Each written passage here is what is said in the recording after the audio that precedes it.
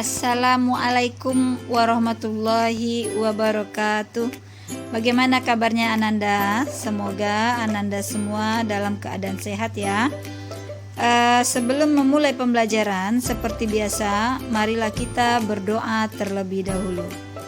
Bismillahirrahmanirrahim. Rabbi zidni ilma warzuqni fahma. Amin.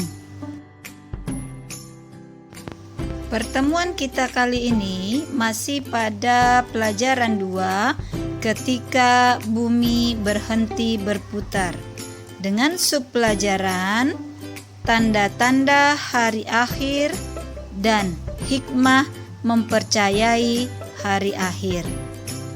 Ibu berharap setelah Ananda memperhatikan pembelajaran nanti, Ananda mampu meyakini adanya hari akhir sebagai implementasi pemahaman rukun iman dengan benar, dan juga Ananda mampu memahami hikmah beriman kepada hari akhir yang dapat membentuk akhlak mulia dengan benar. Ananda yang Ibu cintai karena Allah Subhanahu wa Ta'ala, tahukah Ananda tanda-tanda gunung yang akan meletus? Ananda yang tinggal di kota-kota yang jauh dari gunung tentu saja tidak mengalami sendiri tanda-tanda gunung yang akan meletus. Namun, Ananda yang tinggal di kaki gunung api tentu saja mengetahuinya, karena ada peringatan-peringatan dari petugas pemerintah atau pengawas gunung api. Misalnya, ketika letusan gunung api tersebut sering terjadi, air sungai yang mengalir ke hilir berbau belerang. Hewan-hewan buas seperti harimau sudah turun ke desa dan sebagainya. Sudah dijelaskan sebelumnya bahwa tidak ada seorang pun yang tahu kapan hari kiamat datang. Namun Allah Subhanahu wa Ta'ala memberitahukan tanda-tanda hari kiamat makin dekat melalui firman-firman-Nya dalam Al-Quran. Di antara tanda-tanda tersebut adalah sebagai berikut. Tanda-tanda hari kiamat ini terbagi 2. Pertama, tanda-tanda kiamat kecil atau a'lamatus sugro. Yang kedua, tanda-tanda kiamat besar atau a'lamatul kubro. Sekarang mari kita lihat tanda-tanda kiamat kecil. Di antaranya, pertama, banyak ulama muslim yang wafat. Kedua, ilmu agama dianggap tidak penting. Ketiga, maksiat makin terang-terangan dan kejahatan di muka bumi makin merajalela. Keempat, banyak laki-laki yang perilakunya menyerupai perempuan, atau sebaliknya, perempuan berperilaku seperti laki-laki. Yang kelima, banyak peperangan dan kerusuhan di muka bumi ini. Yang keenam, minuman keras dan barang terlarang seperti narkoba bebas beredar sehingga menimbulkan tindakan kriminalitas yang merajalela. Yang ketujuh, munculnya orang-orang yang mengaku sebagai nabi dan rasul. Dan masih banyak tanda-tanda kiamat kecil lainnya. Sekarang kita lihat pula tanda-tanda kiamat besar. Jika tanda-tanda kiamat besar ini sudah terlihat, itu artinya kiamat kubro sudah benar-benar dekat.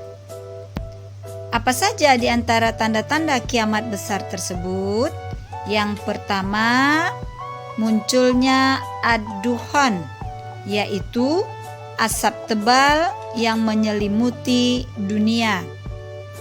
Kedua, matahari terbit dari barat. Yang ketiga, lahirnya Imam Mahdi. Imam Mahdi yaitu tokoh Islam yang menyiarkan Islam ke seluruh dunia atau pemimpin akhir zaman yang akan melawan Dajjal. Yang keempat, munculnya Dajjal. Siapa itu Dajjal? Dajjal yaitu pembohong atau pembawa fitnah besar di akhir zaman, bertujuan menghancurkan iktikad umat. Yang kelima, turunnya Nabi Isa alaihi salam. Nabi Isa alaihi salam dahulu diangkat oleh Allah Subhanahu wa taala ke langit untuk menghindari kaumnya. Kelak dia turun tidak sebagai nabi, melainkan sebagai imam atau pemimpin umat Islam penghabisan. Dialah yang membunuh Dajjal. Dan yang keenam, adanya Ya'juj dan Ma'juj, yaitu bangsa yang selalu membuat kerusakan. Ya'juj dan Ma'juj kemudian dihancurkan oleh Allah Subhanahu wa taala melalui penyakit khusus. Tanda-tanda kiamat kecil sudah banyak terlihat oleh kita saat ini karena memang kita hidup di akhir zaman. Sebelum munculnya tanda-tanda kiamat besar, marilah kita perbanyak ibadah kepada Allah Subhanahu wa taala, banyak berbuat kebaikan dan banyak juga bertaubat. Setelah kita mengetahui makna dan tanda-tanda hari kiamat serta meyakininya, maka ada hikmah yang dapat kita gali, antara lain sebagai berikut. 1. Kita bertambah yakin dengan kebesaran dan kekuasaan Allah Subhanahu wa taala. 2. Kita bertambah semangat mengerjakan amal kebaikan. 3. Kita menghindari perbuatan yang dilarang oleh Allah Subhanahu wa taala seperti berkelahi, menggunakan obat terlarang atau narkoba, minum minuman keras, mencuri dan menfitnah. 4. Bersikap jujur, disiplin dan bertanggung jawab dalam melakukan pekerjaan. 5. Selalu waspada dan menjaga lingkungan sekitar rumah atau sekolah. 6. Tidak menunda-nunda melakukan amal kebaikan seperti melakukan sholat 5 waktu, tugas mengerjakan PR, dan membantu pekerjaan rumah. Dan yang 7, bersikap rendah hati terhadap siapapun, tidak sombong terhadap apapun yang dimiliki, dan menyadari bahwa segala sesuatu hanya titipan Allah Subhanahu wa taala. Demikianlah pembelajaran kita kali ini. Sampai bertemu pada pembelajaran berikutnya.